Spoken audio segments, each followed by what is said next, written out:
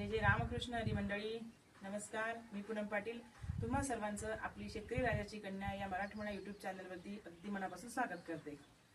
तर मंडळी, माफ करा, बऱ्याच दिवसांपासून कोणताही आपला यूट्यूबला व्हिडिओ आलेला नाही. त्यामागचं कारण हेच की खूप गोष्टी कराव्याशा वाटतात, पण त्या सगळ्या गोष्टी मनासारख्या माणसाला करता येत नाही. पण ठीक आहे, काही हरकत नाही. पुन्हा नव्याने सुरुवात करू आणि आजच्या व्हिडिओला स्टार्ट करू.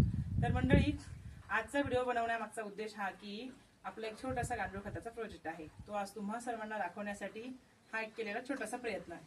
तर मग आपण या छोट्याशा जागेत एकूण 10 बेडचा प्रोजेक्ट सुरू केलेला आहे.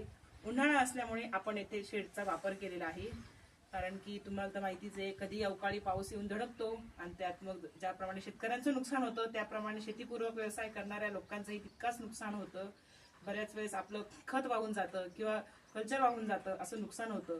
मागच्या वर्षी तसं खूप नुकसान झालेलं आणि तेच नुकसान यावर्षी आपलं होऊ नये म्हणून आपण हे शेडमध्ये हा प्रोजेक्ट आता नव्याने सुरुवात केलेला आहे. ओपन प्लेसमध्ये आपला प्रोजेक्ट आहे, पण आता उन्हाळा असल्या कारणाने आपण या ठिकाणी असा सावलीचा वापर केलेला आहे. तर मग आपण बघू शकता, माझ्या पुढे आणि मागे दोन्ही साईडला गांडूळ खताचे बेड आहेत. तर ते मी तुम्हाला दाखवते.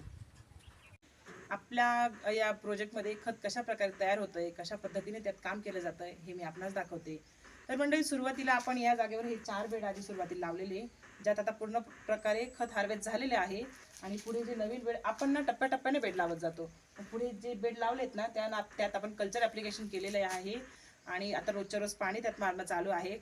आणि हे जे सुरुवातीचे 4 बेड आहेत त्यात फक्त आता कल्चर शिल्लक आहे आणि थोडंफार प्रमाणात आपलं वर्मी कंपोस्ट शिल्लक आहे. तर ते आपलं खत कसं आहे दर्जेदार दाणेदार हे मी तुम्हाला दाखवते. तर मंडळी, तुम्ही बघू शकतात की आपलं अगदी शुद्ध शेणापासून, कुठलंही शेणात कुठल्याही प्रकारची, ज्याला म्हणतो ना आपण, कुठलीही भेसळ नाही, बनावट नाही, म्हणून आपलं जे गांडूळ खत आहे ते सुद्धा अगदी दर्जेदार आणि अगदीच दाणेदार अशा पद्धतीने तयार झाले आहे. तुम्ही बघू शकतात